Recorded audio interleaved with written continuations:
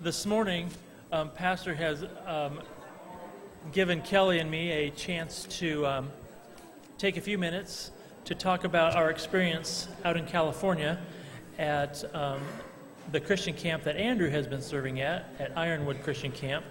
And so, in a way, it's been kind of it was kind of a mission adventure for us. But it started last year when we went out to pick Andrew up from camp, and we got onto the campus and immediately fell in love with it. Of course, I want to say that every camp that Kelly and I have been involved with, either Lake Ann or IRBC or now Ironwood, they've all had quite an impact on our family personally, and so we're very thankful for the camp ministry as a whole. But Kelly and I want to just take a few minutes to kind of give you a rundown of what happened with us at the camp there. And so we'll just bring up the slides, and then we'll just scroll through. Okay, it's on. And then I got a pointer. There you go. Yeah, for sure. So as I said, Kelly and I walked onto the campus, and we met a gentleman named Mr. Scott, what they called him. And Mr. Scott's the kind of guy that says, "Hey, how are you? Now tell me your story." And so immediately was connected to the personnel and whatnot. So anyway, two pictures here, one on the left and one on the right. The camp is like 2 hours straight west of Las Vegas, and right in between Las Vegas and LA. So it's a main thoroughfare. On the weekends, if you get caught out on the highway, it's like stop and go traffic from the weekend traffic from Las Vegas going back to LA. So they're really very close to the highway. However, you can see that it's pretty flat when you're driving in, and this is the road. This is just a sand road that they grate with a big old metal thing pulled behind a caterpillar that only turns left. And so they grate this sandy path, and that's what you're going down. You're going down a couple miles, and then all of a sudden, on this side, you can see that the camp road just takes a hill, and you just go right down into the Mojave River Valley.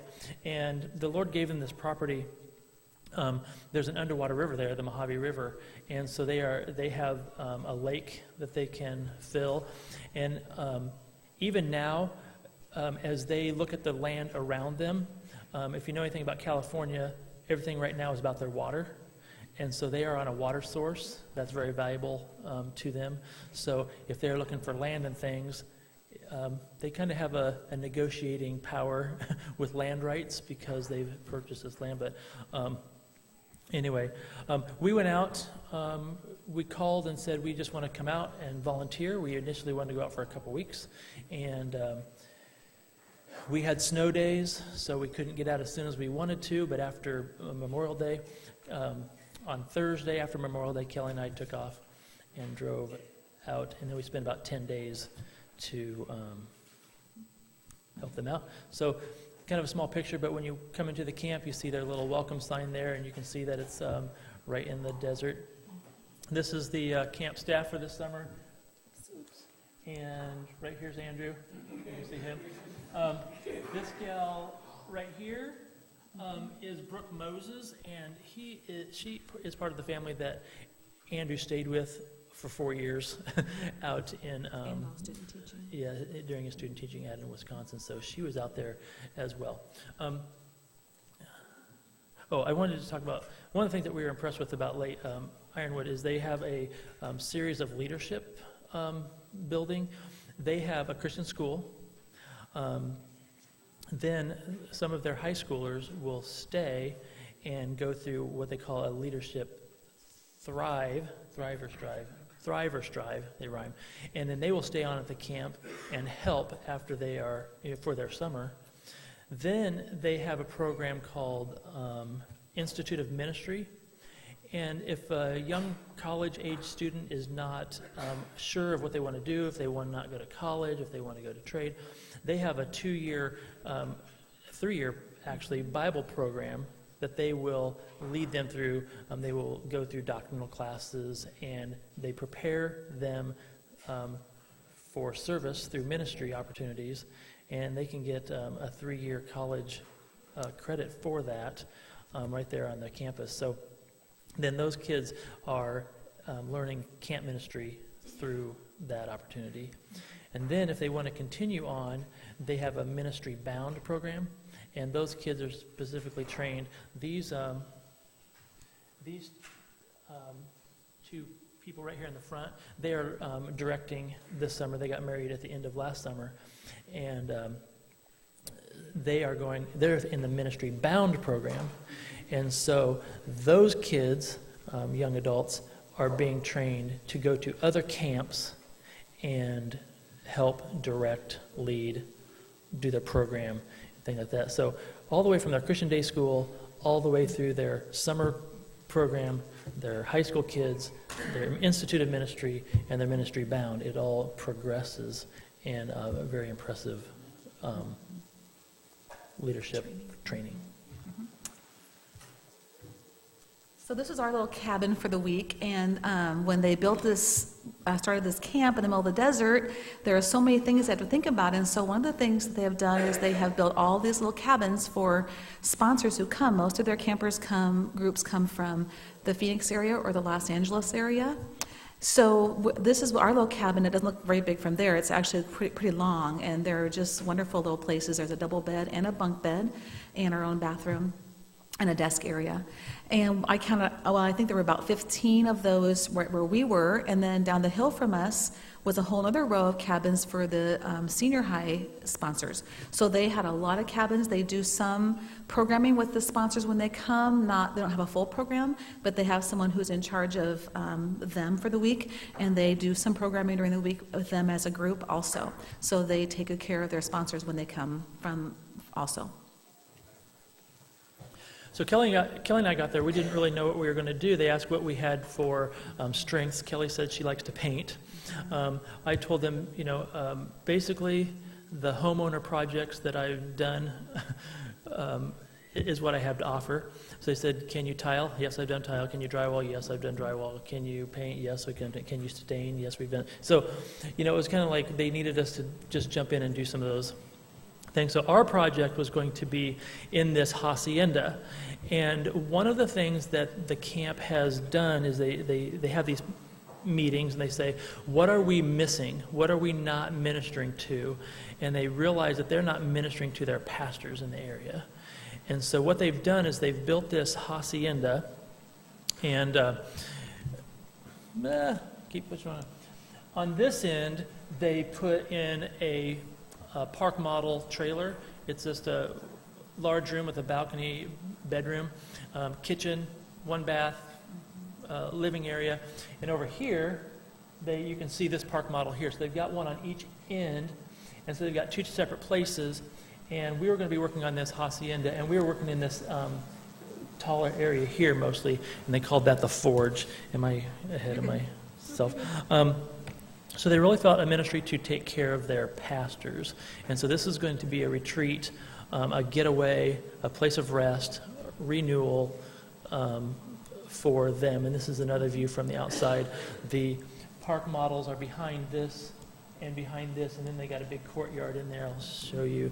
Here's the courtyard on the inside, and it's got this Tuscan-looking rail along here, and this all shared area here. This is a balcony at the top behind. You can see the lake is back down here below. So they're down in this valley here, the water slide and things. And so just a really nice place. Another picture of it from the other side.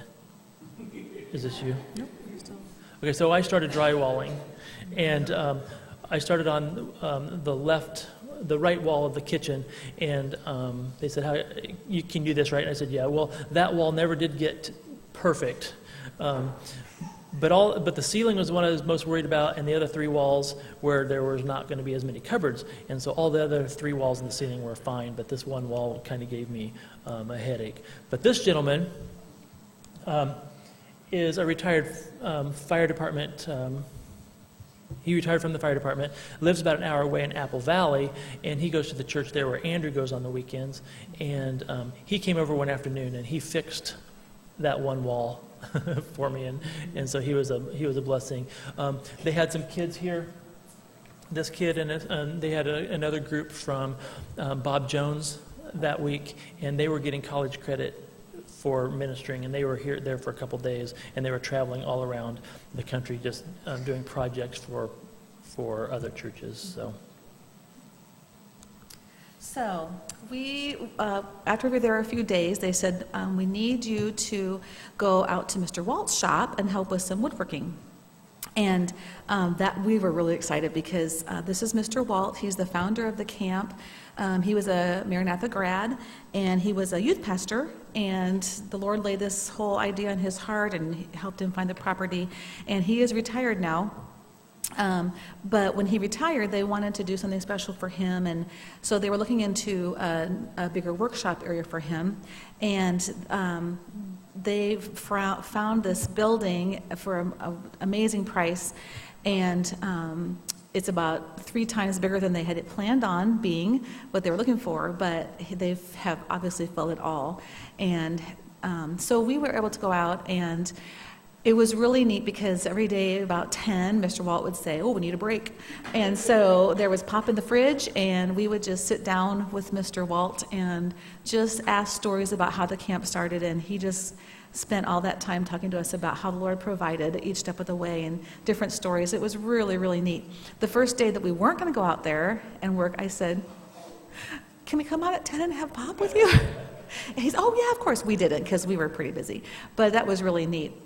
So I got to do staining. There was a room that you could close off for the air, and I think there's a picture there. Oh, I got to do power tools, and one of the gals that we got to be friends with said, is there anything you can't do, Kelly? And I said, I'm just Tim's assistant. He's really, but I did get to do some really fun things. And this was the room I was in. I did stained all these boards. They're going to go in the forge, which I'll show you later. And you close that door, it's vented, and then Tim and Mr. Walt were out cutting boards and things, but we didn't worry about the dust because they have it all built so that it doesn't get dust. And so it was a really neat place to be, and a neat experience to work in there with him. So that was fun. Oh, and that was after staining, and my fingers I was a mess, so I just had to put that in there that, they didn't know how to do manicures around there, but it was really stained. This room is called the Forge, and I didn't look up the definition of forge, but it's basically the idea of this is a place for planning, conferencing. It can be a public area for multiple pastors that want to do, or it can be closed off for a private. They're going to have games in here. They're going to have lounge, and it's attached to the kitchen.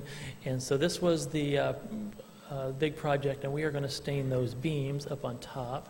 And so we are on this personal lift, and we had to go down one side twice and down the other side twice when we stained these beams. And then the next couple days, we took polyurethane, and we polyurethaned all of them as well. So this is basically the finished product of what we were trying to get done for them in that part of the week. So just a big open area.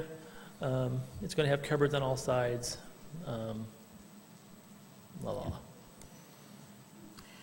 So one of our jobs, when we first got there, we met Mr. David. He's Walt's son, and he's does a lot of running of things at the camp. And so he just made us a little list on a 3-by-5 card of things, just oddball jobs to do. And about Thursday, people would say to us, how you doing? And I'd say, well, all of our jobs are about halfway done on our list, but nothing's really done. And so, but it was fun to finish those. But one of our jobs was they had ordered these 2 huge boxes of brand new games that were going to go in the forge, and they just needed them unpacked. So a couple nights after supper, we just went to our cabin and just got to unwrap all those games, and all the things inside are in packages to unwrap. And so we had a fun time doing that. And then they said, keep some in play. So we did keep a few games and learned a few new ones. In the evening when we had some free time, we played some new games. So that was one of our jobs. With every project, there is there are things that you don't do well and wouldn't want to do for a living. So a couple of the gals, Walt's wife and then one of the daughters-in-law had this vision for these curtains in the park models that they were at Hacienda.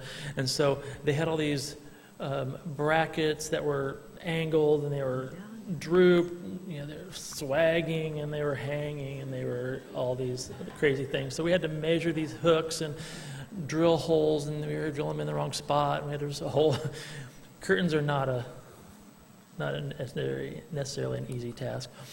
This set of curtains is specifically were really rotten. I actually did rip them off the wall and throw them on the bed at one point.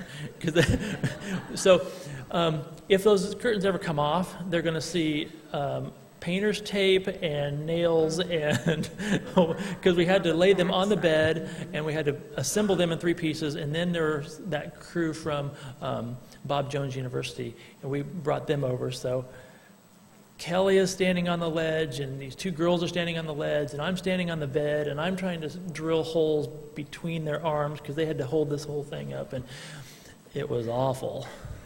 But anyway, if it falls off, it's not going to be pretty, but it looks good right now. So I hope nobody attacks that. We put some cabinets together for the kitchen area. Is this you? No. Okay.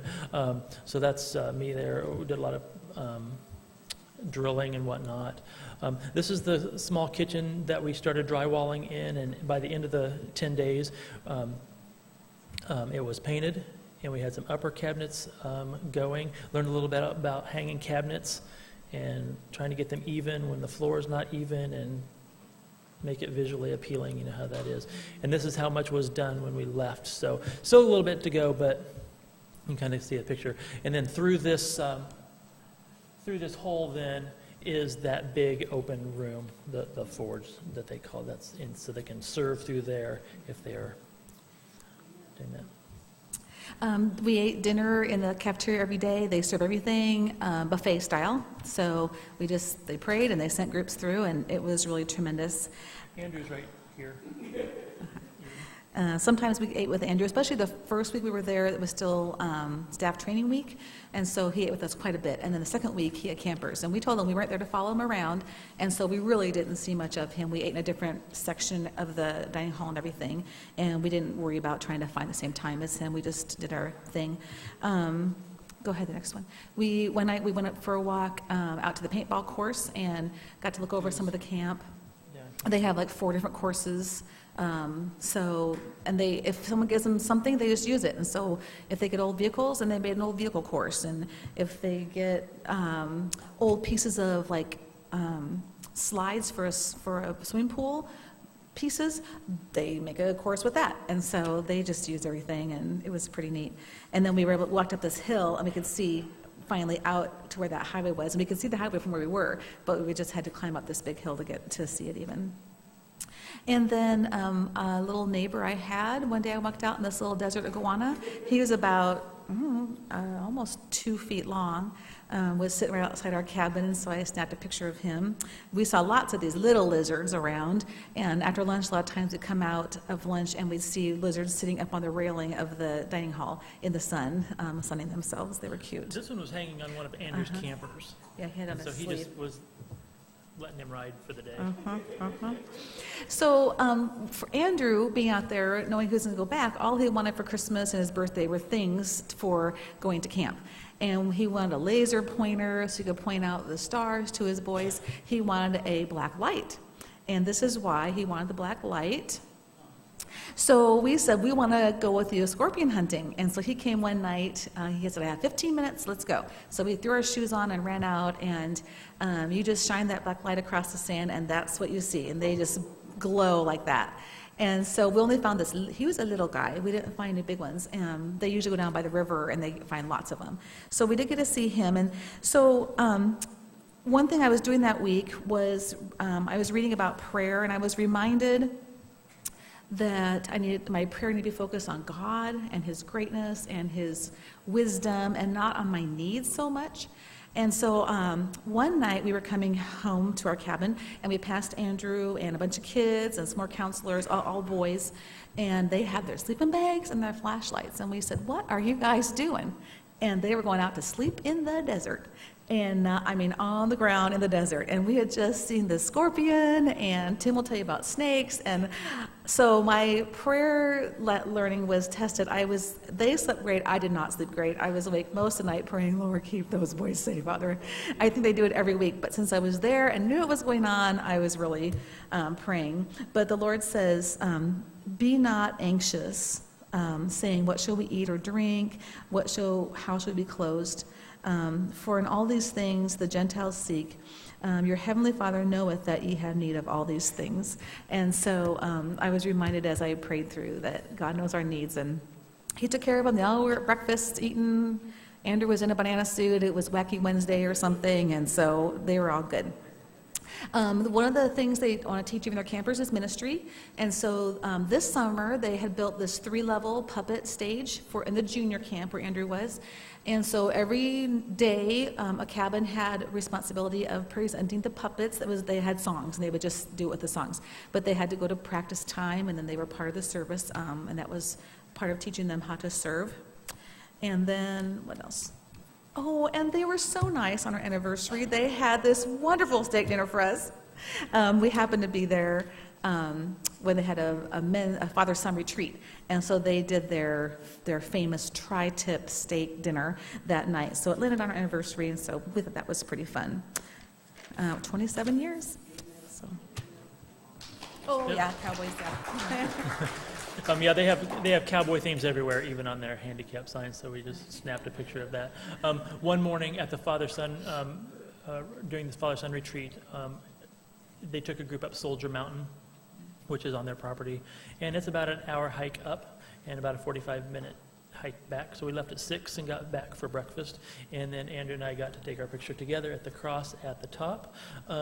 I get a little nervous because you're not going to be able to see this, but these little S-shaped marks in the sand, those are sidewinder tracks. Those are rattlesnakes, and I don't do snakes. So we saw the tracks. We saw no snakes. So that was good. We did see this little horned toad, which was kind of cool down that. But on the backside of this mountain, there's a very big sand dune. So you run down the sand dune. And it's all kind of good. So we did get some tasks finished. We had this cabinet here. If there's a better picture of it. Oh, here, I'll go back. This cabinet comes in 3 pieces, and Mr. Walt and I had to take this, and we had to cut it down to 17 inches. So in his shop, we had to narrow that whole thing, all 3 of those cabinets. So he's a master carpenter. It was a sad day when Norm Abrams' New Yankee Workshop was taken off public television. You ever watch that show? Anyway, he was sad about that. And so a couple cabinets that we were able to put in. This is attached to the forge as well. I wrote on here, Mama knows best, because this is in 3 pieces. And we had these 2 pieces next to the wall, and that 3rd piece wasn't matching up on the outside, and it wasn't fitting. We couldn't get it. We were trying to clamp it. And Kelly says, "I really think that piece that's here needs to go against the wall." And I really was resistant, but as soon as we flipped it, reluctantly, it fit perfectly. So Kelly had the... He said, "What do you want to do?" I said, "I really want to move that piece down." Okay. And we moved it down, and it all worked out great. And so Kelly got her way, and it was all... If Mama ain't happy. Just to finish up, this was a speaker that they had during the men's retreat. I cannot remember his name, but he was a magician, and he is in the circle of magicians nationally, and knows a lot of the famous magicians. And so he was doing a magic trick to illustrate a point, and he's also a tremendous ventriloquist. So he was ventriloquisting. And then also doing magic. His son was killed in Afghanistan. His son worked at the camp as a kid, went off to the military. He was killed. He told that testimony just a little bit. And then the cabin, actually, that Andrew was in last year was donated by the proceeds that came through the memorials for his son. So, interesting story. Do you know the magician Chris Angel? Have you ever heard of him? He really has a dark side, kind of an act. And this gentleman knows him personally and says, well, that's just his act, but it was Chris Angel who actually rallied the Magicians Society to set up a fund to help their family cope through their grief. So that's how good he is and what he knows. So, yeah. Okay, so we're going to give just a quick update on Andrew. That's basically what we did. This is Andrew and a boy named Titan. His parents that were new working there, his dad was kind of in charge of the whole Hacienda project, so we saw them a lot, and he checked up on us and kind of gave us directions sometimes. And I got this picture from his wife one day, 2 weeks ago, and she said, look who Titan got for his counselor this week. So that was exciting. And so, come on. So we just want to show you what Andrew's going to be doing. He had a couple opportunities. He has accepted a teaching position for the fall at Victory Christian Academy in Santa Maria, California. So if you can see, this yellow dot is where the camp is, just across the border of California, and then the other one is Santa Maria. He said the day that he went last weekend to visit, and then he had to make a decision, and it was like 100 at the camp, and it was like 65 in Santa Maria. So I think it's a beautiful place. I guess Sharon McKee lived there. I forgot she was out there. So he will be, the school, it's a Christian school. They have not had a teaching PE program, and so he will be their first PE teacher and helping to develop that program. He'll be teaching like Monday, Wednesday, Friday. He'll do like a half a day of high school PE, and then Tuesday, Thursday, he'll do middle school PE. And then he'll have one class a day of elementary PE they'll cycle through. He'll teach one Bible class and one math class, and some coaching. They have some male teachers, but only the athletic director has been able to do coaching. So he's excited to have Andrew come and help him with that.